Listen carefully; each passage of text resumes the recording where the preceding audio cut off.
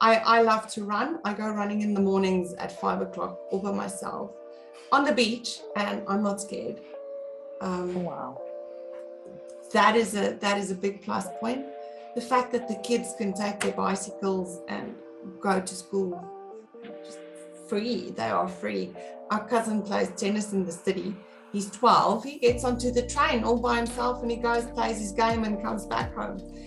We're free. I think that's the best thing. I'm Dr. CHAMONIX Blanche, ex-corporate and academical, turned CEO and board member of several companies and mother of 4 little extraordinary kids.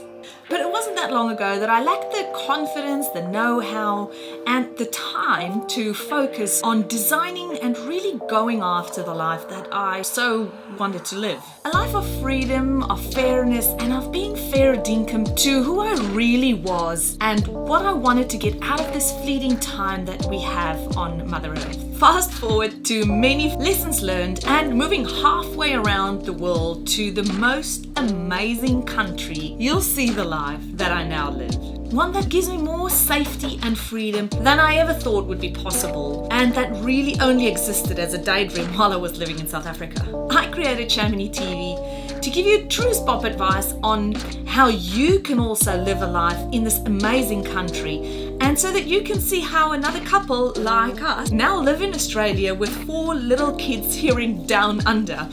And I'll be providing you with step-by-step strategies so that you can make your Aussie dream a reality too. If you're a keen future Aussie who's looking to create a life that excites you and offers you safety, freedom, and opportunity, you have come to the right place, my friend. Welcome aboard.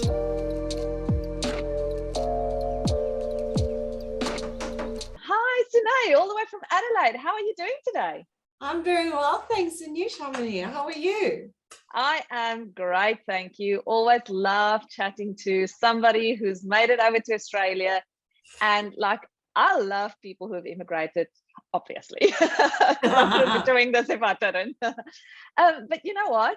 Seeing somebody like you guys who've come from a different country, left everything there, moved over, I think you're such brave people.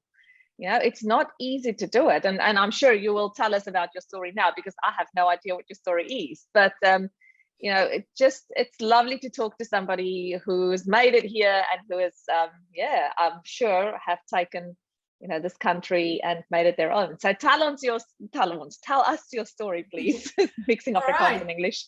About 2016, 2017, I was born and bred, raised in Johannesburg. Francois is from Vanderbijlpark, and we got married and we lived in Johannesburg then for probably 15 years. And we said, we think we need a change. He then, just by accident, was headhunted then by a company in Melbourne, and we started setting ourselves up to immigrate, and everything was, we were just waiting for his visa to come through. We had by then sold our house in Johannesburg and we were ready to come. All of a sudden then they said, sorry, the visa is no longer happening. They had to employ a local person. They were, because Francois was in finance, so their CFO or their CEO was already from the UK. They need to employ an Aussie as a CFO. So I said to him, you know, we've already sold the house. You know, maybe if it's not Melbourne, let's go and try out Pretoria. So we were on our way. I still remember I was in the car one morning at 5 o'clock with friends of mine. We were going to go and run a race in Pretoria, and Francois was going to pick me up and we were going to go house hunting in midstream. I said to him, look, if it's not Melbourne, it's midstream. There we go. End. We went there, we found the perfect house that day. On the way in the car, though, Francois was sending me screen dumps from his friend. He said to me, Gary says he might have a contact for me for a job in Adelaide. And I said, yeah, all right. We've been down the Melbourne road. This is not going to happen for us. So let's carry on now to midstream. Sold the house, packed up, ready to go. By June, we still did a quick little stint to Bahrain, because then he got invited for a job interview there. We went there and I said to him, I'm happy to come and live here, but, you know, let's see. 1st of July, we moved to midstream. This was the first time ever that I was then not living in a radius of 3 kilometers from my mum. I used to see her every single day after work. She'd come around and help me bath the kids and get them ready for bed. And we were very, very close. And in hindsight, I guess it was sent from above that, you know, we made the break kind of. Because then 2 months after living there, Francois said to me, right, the people in Adelaide are interested. I'm gonna, and I reckon so many people have done it where you sit there in your pajama shorts with the shirt and the tie doing your Zoom interview. We went through all of those. He came over in October 2017, had a little look around, and he came home because I just said to him, look, I was happy to go to Bahrain. If you tell me that Adelaide's good enough, I'll get on the airplane and go. We can put our couches on a ship and off we go. So he came back, he said, look, I liked Adelaide. I reckon we'll be happy there. All right. We then applied, I reckon beginning of December, we then submitted our visa applications. And middle of December, we were still in Plettenberg Bay. Our visas came through. We were told that it's an 18-month process, and it was literally 3 weeks. And then they said, please go for your medicals. We went as soon as we could. 23rd of January, I was still sitting there looking, you know, I emailed him, I said to him, what's your EMI account login details? I don't feel like working. And he says, there are my login details, but you know, they said it's 9 to 18 months. And I looked and I found him and I said to him, are you sitting? He's like, are you pregnant again? One is it this time? I said to him, no, we're going to Adelaide. Our visas were approved. We're going. And he's like, oh, all right. So that April 2018, we were on our way, ready to come. We had to, when we bought the house in midstream, there was another couple who were also really, really interested in the house, but we put in our offer just before them, so we got it. And I found the estate agents. She said, yeah, they still want the house. So we just sold the house then to the people who wanted the house at the same time as us. We literally lived in Pretoria for 9 months before we then moved to Adelaide.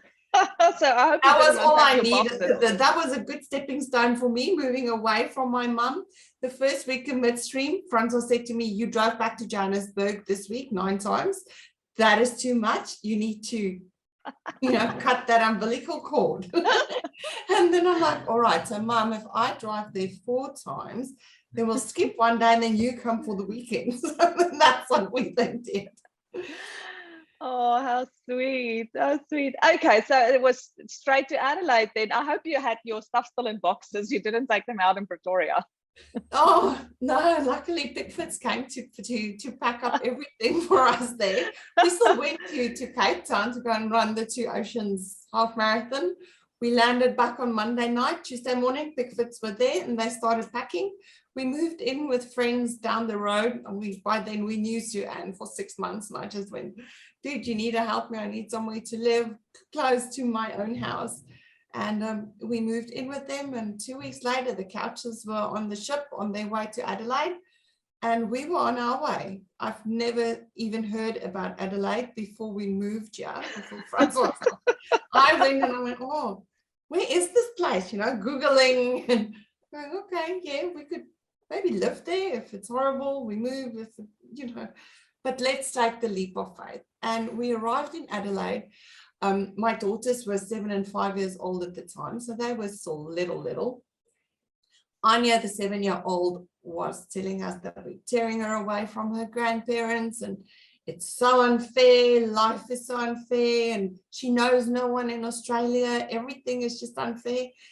Anya has a lot of, she's quite an anxious person. Renee was so small, she just got onto the airplane, you know, like, oh, we're going on holiday. Can we watch a movie? We arrived here, the kids, I reckon we were here 3 days. I still remember sitting in Pretoria the one night, going, put my finger down on a school, and I emailed the school. They said, they actually have 2 spots in reception in year 2 that opened up for April. If we can pay the deposit within 24 hours, we're in.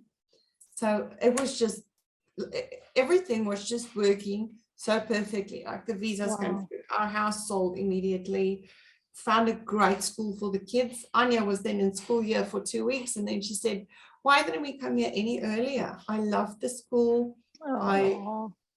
I love the whole situation.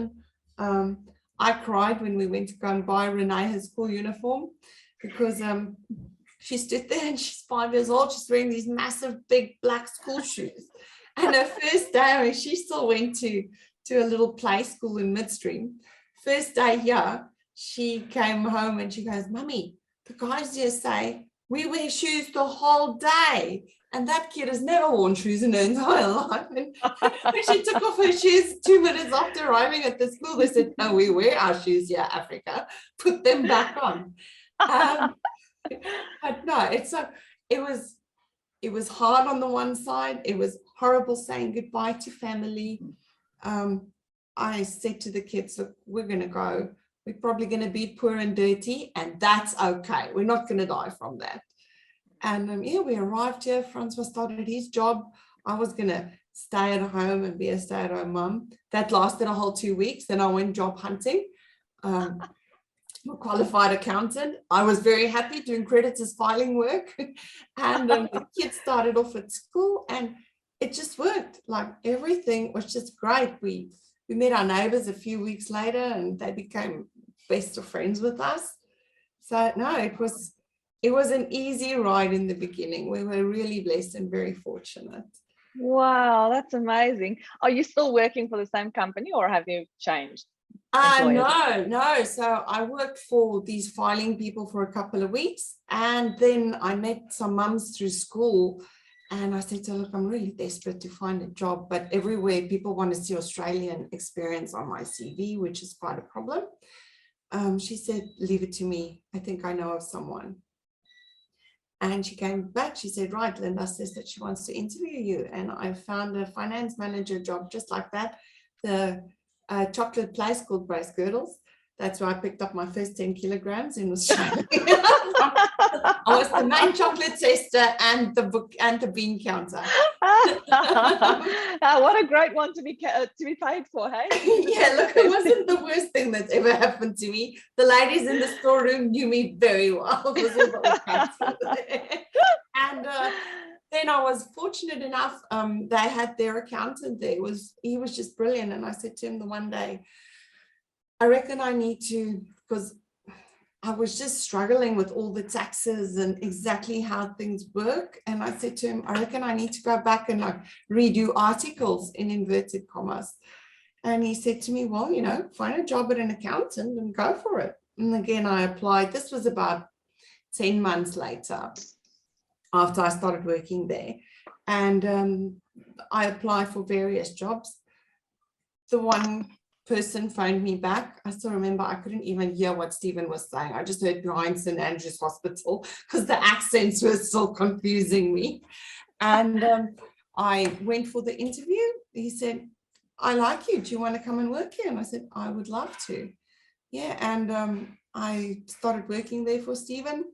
We had some misfortune there within my first 3 months. My husband got really sick, got a tumor on his spine, and it was supposed to be 5 days in hospital, ended up in him being paralyzed and 6 months in hospital. That was quite hard, but. Oh, wow. How long was that into being in Australia? 18 months. We were here then 18 months when all of that happened. And, but yeah, I started working for Stephen 6 weeks later. Francois, I just went to him, I said to him, I'm not sure, my husband's sick. Can I please have some time off, just a day? And he said, sure, take your time. And yeah, then Francois was in hospital. Instead of 3 hours in theatre, it ended up being 12 hours in theatre. He had to go back 2 weeks later to remove the rest of there was a tumor on his spinal cord. So then they had to remove the rest of it. And 2 weeks later, they said, right, you're ready to go home. And I already had the whole house set up. My mother-in-law was here, and then she left by that stage because he was going to come home after 5 days and she was going to help us out. She then had to go to the UK with my father-in-law on some business. But I visited him the night with the children, and I said to him, you've not been walking tonight. What's up? oh no, he's just really exhausted. Physio was probably too much for him. And I was like, all right. As we left the Memorial Hospital, I went to the nurse and I said to her, something's not okay in there. Please get the specialist physician out. And I phoned Francois and I said to him, dude, are you all right? Yeah, no, he's going for a scan. They think he might have had a stroke. And I'm like, oh, okay. But get your neurosurgeon out as well. You know, they'll get her out next. The scan showed it wasn't a stroke. So then they needed to do an MRI. This was at 2:00 in the morning. And here I'm sitting with two little small kids who are asleep. I'm 6 or 8 weeks into a new job. I cannot take any more time off this new job. It's 2 a.m. in the morning. I ended up phoning my neighbor next door and I said to her, Yvette, something's happening. I have no family. Do you think you could maybe come and sleep with my kids, please? Yvette ran around and came through the gate in her pajamas. She got into my bed and she said, you go, you sort out Francois. It's all right. I got to the hospital. By then, he said to me, so I've got no feeling in both my legs. It's just like everything from about here down died. Then it was his spinal cord that started bleeding after all the operations, and just the blood paralyzed him basically. But Wow. in that time, then he got transported then to the Royal Adelaide Hospital, and he spent a month there, and then he went for 4 months to Hampstead Rehabilitation Centre. I was lucky my mother-in-law then came back for a while. Father-in-law came here for a little bit. This was the best part, was when we originally said that we're immigrating, my father-in-law said, yeah, I'll come over for 1 weekend, see where you stay, and then I'm never coming back ever again.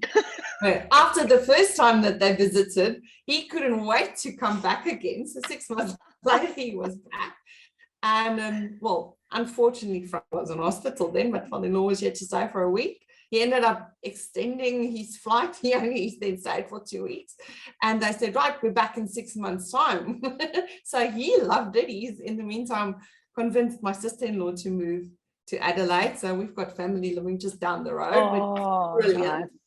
Nice. It makes a huge difference. But yes, but in that time then that Francois was in hospital, at work, they just carried me. I was there for 8 weeks by then. And at some stage, I just remember Stephen coming to me and he said to me, even through everything else, you're still at work, you're doing your thing. I want you to stay on permanently. I would love that. And so I found a permanent job, and the community, the Australian people, the community just carried us. I had Yvette and Simon next door going, listen, you sort out your life. We're picking up your kids as far as we can. They had older kids. So it was, listen, we can't pick them up today because they've also both worked full time. But we've organized Zara or Alyssa. They're going to go and pick them up. One day I phone and I'm going, oh gosh, Renee's teacher was teacher Libby. And I said to her, do you think you can take the kids home, please? I've got no one and I need to go to hospital. Yeah, sure. And I'll leave food there for you. No problem. Then there was something about insurance and teachers carrying kids. So she phoned a mum and the mum came, she picked up my kids and just looked after my kids. I remember the one weekend, both had birthday parties and there was a mum there, Cecilia, and she said to me, look, I don't know you, but you don't look okay. And I just thought, look, this has now happened to us in the last 2 weeks. She said, you know what, just leave Anya with me. I'll take care of her. You pick her up. I can give her a school dress tomorrow morning if you wanted to let her sleep over. I went back late that night and picked her up. And this stranger just said, look, do you have any dietary requirements? Here's lasagnas and cottage pies and a ton of food then that she made for us, just strangers. Amazing. Us up and saying, you know, we're here for you. If you need anything, just let us know. So now I must say, the Australian people were amazing to us in that time. And I guess maybe it's because we didn't have family. But yeah, the Australian people are amazing. They picked us up and they took us. It's beautiful. And you still have the job with Stephen? Yes. I bought into partnership last year in October. Wow. Yes, and I'm a partner. Congratulations. Thank you. Yes, and I get to be a partner at All Church & Co. Accountants in the city here in Adelaide. We do tax returns. Am I allowed to promote us? Looking Yeah, for go South for it. African clients, please, especially small businesses.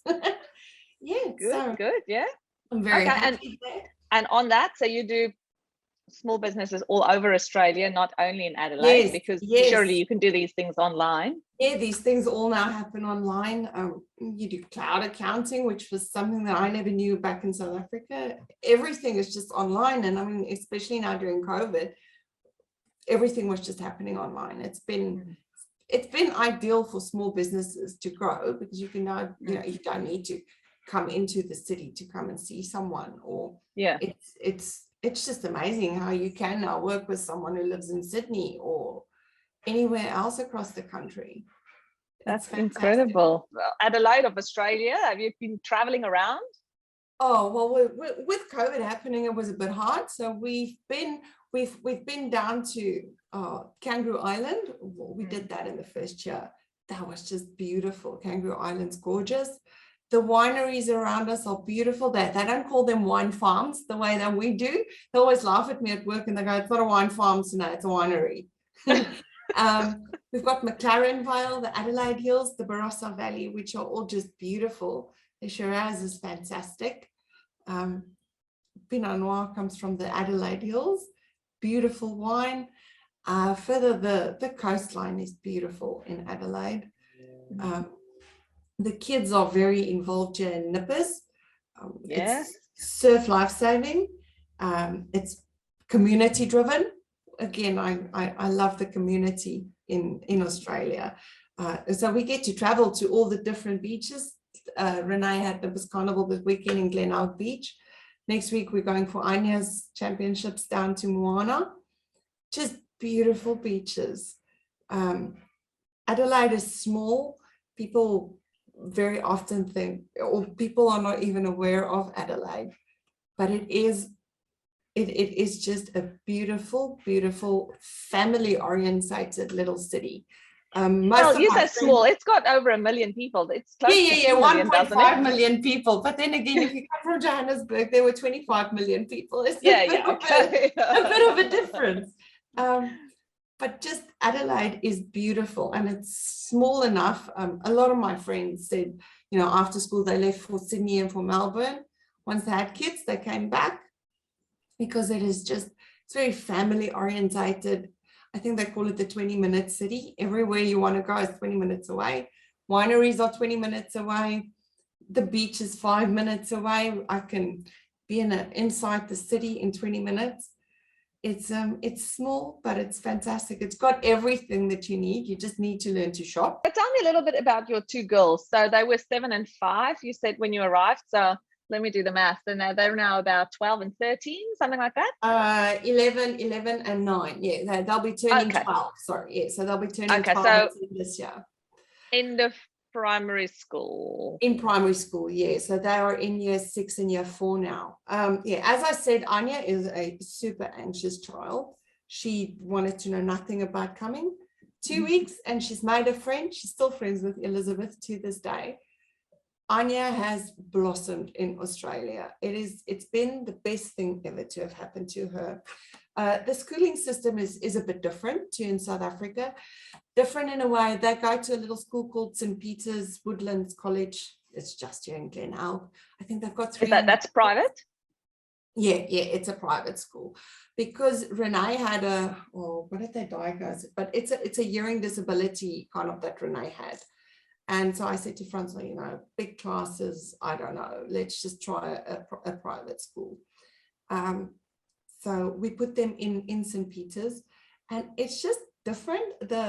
I don't want to say mean things. All my uncles were teachers, but it's school in Australia is just different. I find that at SPW, they accommodate all the kids, whether your child has got ADHD or they might be a little bit autistic. They all are in one class and these kids are taught from reception age how to accept everyone, how to love everyone. They're just being taught everyone is different. Renee would quickly tell me, oh, that one has problems, but we just deal with him in this way to help him with his problems. That's what they would say. Incredible. My son does exactly the same, and he's now 8. Yeah, he comes home and teaches mum how to do the right thing in many ways. I'm like, wow. Oh, I know. And my kids go, you can't say that, you can't do that, don't exclude people. When Anya was, I think, in year 3, both of them did this whole how to be a good friend, how to be a true new friend was one of the main things that they discussed. So, and then Renee had a bit of a tough time adjusting.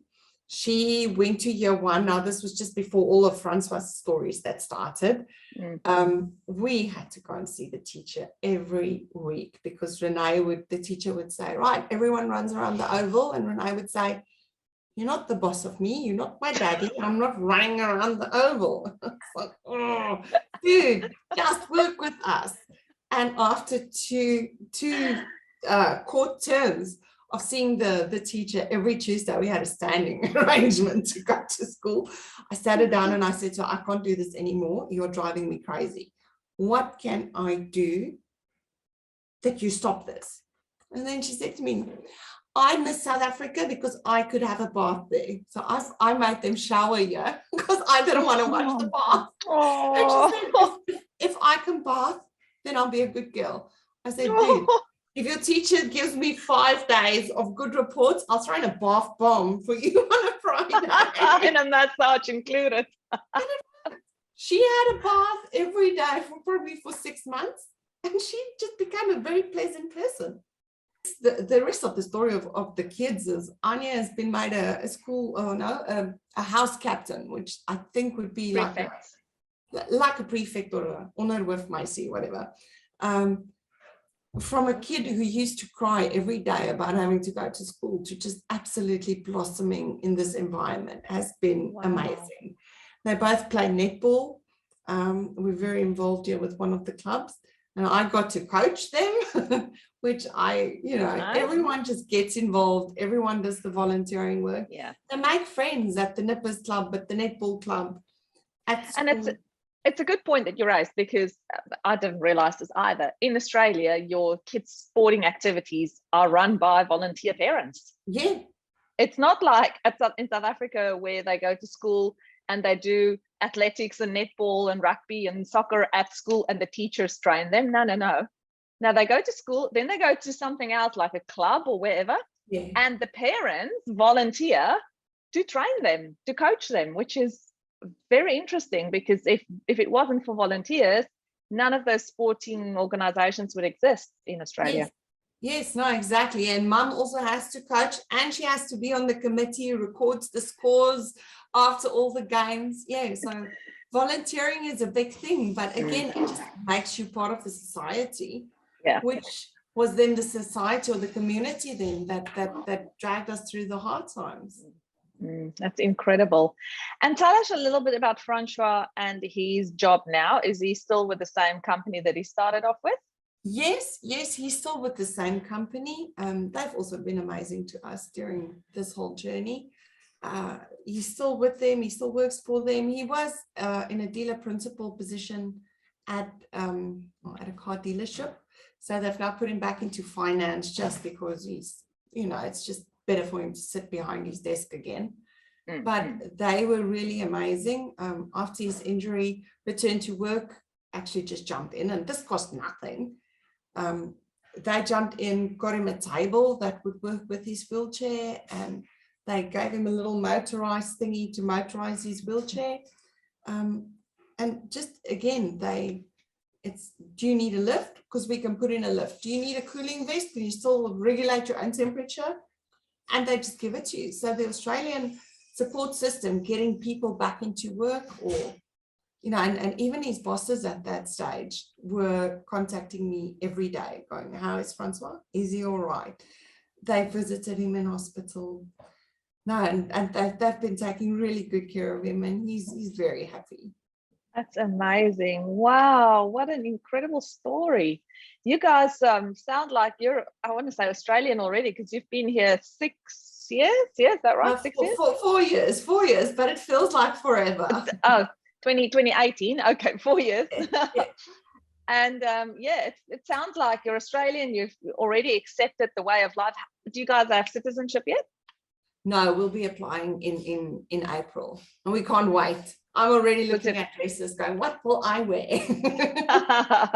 It's a special ceremony usually, you know, you get to go to a nice ceremony where they hand you your certificate and you got to say the whole thing. So yeah, no, it's absolutely worth wearing a beautiful dress, and then you're going to have that photo of the day you received your citizenship, and looking back at it always fondly. And that's your why, you know, why you went through all of the trouble you did to just make it to Australia. Your journey was a little bit smoother than many other people's journeys to make it to Australia, but still, you know, it was pain and effort. It's not just a matter of, okay, I'm going to go to Australia and then I jump on a plane and woohoo, now I'm here. It's like, you know, there's a lot of effort that goes in with it. And I think once the pawpaw hits the fan, if you can put it that way, you know, then to have to make it without family, and you know, you sound different to some people. It's hard. It is really, really hard. But Australia is a brilliant country. And if I just take our circumstances now, Francois has a friend who's also paralyzed in South Africa, and it's just chalk and cheese, like the advantages that Francois has here and how they do take care of him here through the NDIS compared to what they've got in South Africa. And NDIS is the National Disability Insurance Scheme, just for those watching who don't know, which is Australia's national disability insurance scheme, where they contribute to people with disabilities. It's an incredible system that we've got, and I'm so glad to hear that you guys, I'm very sorry about the misfortune, but I'm so glad that you are here during that. Yes. Well, there was when they put him over to the Royal Adelaide Hospital, you know, I went, oh no, this is a government hospital. I went, is this not going to be like a Baragwanath? And I went to them and I said, do I need to bring sheets and things for him? And they looked at me like, what? No, we'll go. Does he need another blanket? They're just in the heater. I went, oh, you get heated blankets in the government hospital, yeah. Fancy. Oh, that's so true. My experience of public versus government hospitals here, private, sorry, public versus private, it's the same. Like I would walk into a public one or a private one and it's all the same. It's all the same. It functions the same. And it's for free. So no, exactly the way that the government really supports their people, for lack of a better word, it's amazing. The NDIS, Medicare, all of those things, they work brilliantly, and they do work. So what's the best thing for you guys about living in Australia then? Oh, that's a tough question. I was actually just looking at a few pictures the other day when I tried to, you know, work through our whole journey and thinking about everything. And I thought, if I had to choose just a couple of pictures, which ones would I choose? We do love being able, I love to run. I go running in the mornings at 5 o'clock all by myself on the beach, and I'm not scared. Wow. That is a big plus point. The fact that the kids can take their bicycles and go to school just free. They are free. Our cousin plays tennis in the city. He's 12. He gets onto the train all by himself and he goes, plays his game and comes back home. We're free. I think that's the best thing. And then all the being part of this amazing community. I love that part. Just, yeah, I love the nippers and the netball, and I think it's the community and being so free. And thank you for what you add to the community as well, because this community is made up of people like you and me as well, you know, Australians plus those who've moved here, and the Australians who are here also moved here at some point previously, you know, so we're a country made up of immigrants in total. Yeah, but somehow it works. It's beautiful how it just does. But thank you to your contribution as well, because people with your attitude and how you just accept, you know, being in another country and then adapting to your circumstances and becoming a part of the community and serving your fellow people by volunteering in ways which, you know, in a previous life, I certainly did not see much volunteering happening in South Africa, and here I see so much of it. No, I don't think I ever volunteered for anything. Maybe if I had to at work or something. Forced. Yeah, we only did Christmas in July, where you send all of your canned products to school. That was about that you did. And then you feel, woo, now thank goodness I've done my part. I did my part. Yeah. Where right now I'm going, oh, will I be coaching winter again? I'm really tired. I've now coached 5 seasons. I'm tired of coaching these kids. But then you're going, if you don't do it, who's going to do it? And but it adds dimension to your you as a person. It just makes it more rich. So thank you so much, Seugnet, for sharing your story, your beautiful story. And we'll be adding your company's details below. If somebody needs any tax done, you know where to go. Seugnet is your girl. Thank you so much. I appreciate it. It's my pleasure. Lovely to talk to you. And yes, enjoy your day off in South Australia. Thank you. Have a good day. Thanks. Bye. All right. So thank you so much for joining me today. If you had fun, please remember to hit that subscribe button, and then it'll make sure that you never miss a thing. I'll see you same time and same place next week. Bye for now.